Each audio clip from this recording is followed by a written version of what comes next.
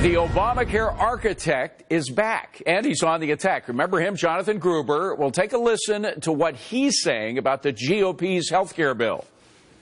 Any replace that they would pass would result in millions of Americans losing health insurance, would result in higher premiums, and would result in a huge redistribution from the poor to the rich.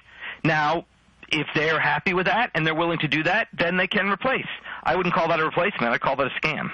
So the GOP's bill is a scam. I guess he forgot what he said back in 2013 about how Democrats passed Obamacare. Listen. Lack of transparency is a huge political advantage. And basically, call it the stupidity of the American voter or whatever. But basically, that was really, really critical to getting the thing to pass. Now, Steve, you say that's hypocrisy at its finest, or maybe we should say at its worst, right? Yeah, it gives hypocrisy a bad name for a guy like that to criticizing the GOP House plan. Whatever the flaws of it, it's a vast improvement over Obamacare. Gets rid of the individual mandate, the employer mandate, gets rid of hundreds of billions of dollars of taxes. So it's a good step in the right direction. They got more work to do, but Obamacare is collapsing, and it hurt people, made health care more expensive, $12,000 deductibles. Hello, Mr. Gruber, did you pay $12,000 in deductibles before you came along?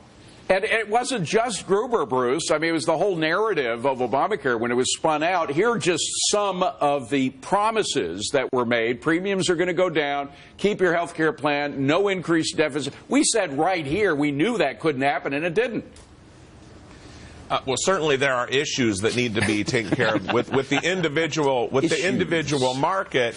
But in the Trump Care, Ryan Care plan, they are still creating a $100 billion fund to dole out among the insurance companies, and there's still an individual mandate in the form of a surcharge, which wouldn't go back to the government. It would go to the insurance companies that would charge not $695, but at least $1,500 if you had a $400 a month plan. Fair point, but Emac, remember Obamacare, there were tens of billions of dollars in subsidies to the insurers. Oh, yeah. They were getting the most out of Obamacare, even more than the GOP bill. Exactly. That has not changed. So it's changed. To your point, I mean, this is Jonathan Gruber, right? The stupidity of the American voter led us to hide Obamacare's true cost. That's what he's saying. And I think he hasn't changed. He's saying the stupidity of the American voter is making me hide the true cost savings that could happen under this plan. Remember, his thinking was it's really, really critical to hide things from people to get things passed. Right. He hasn't changed. You got to hide it, and it's easy to hide because Americans are stupid. That's what he also said.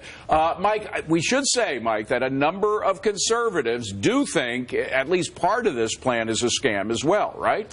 Well, I can't believe I'm going to say this, David, but as much as I agree with that he's a hypocrite, David Gruber, Peter Gruber, thank you. Jonathan Gruber. Jonathan Gruber. We'll get it I there. think this Republican plan is a catastrophe.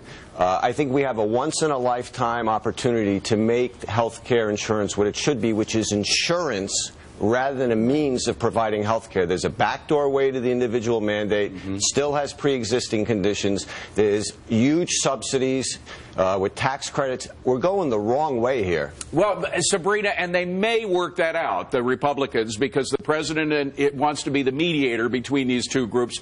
But just focusing again on the calls from Democrats like Gruber that this is a scam, for all that they've been responsible for, is it really fair for them to call this a scam? No, this is the pot calling the kettle black. And it's interesting. If I recall correctly, Obamacare was passed in the middle of the night.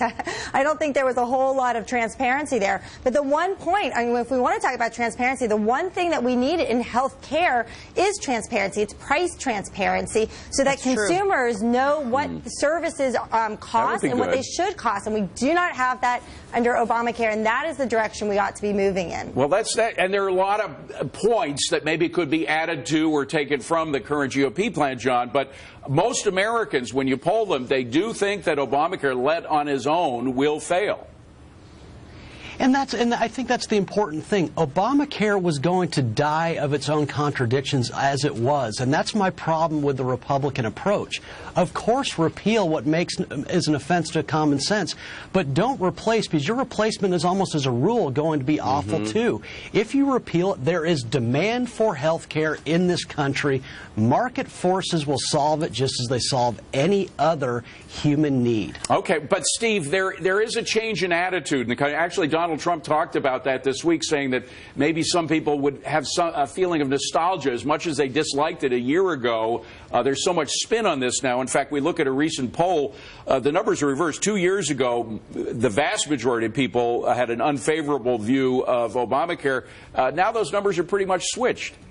Because the media and the Democrats have dominated the narrative, David. Everyone thinks now it's not just reforming a failed system, but tens of millions of people are going to be thrown in the streets. Your bills are going to go from $20,000 to $50,000 a year in terms of deductibles, and that's what people have been led to believe. And that's why the Republicans are losing support, and that's why they just got to bull ahead, do what's right, and this will work its way out. All right, that's what the president said he plans to do. Thank you, gang. The Cash It In Gang.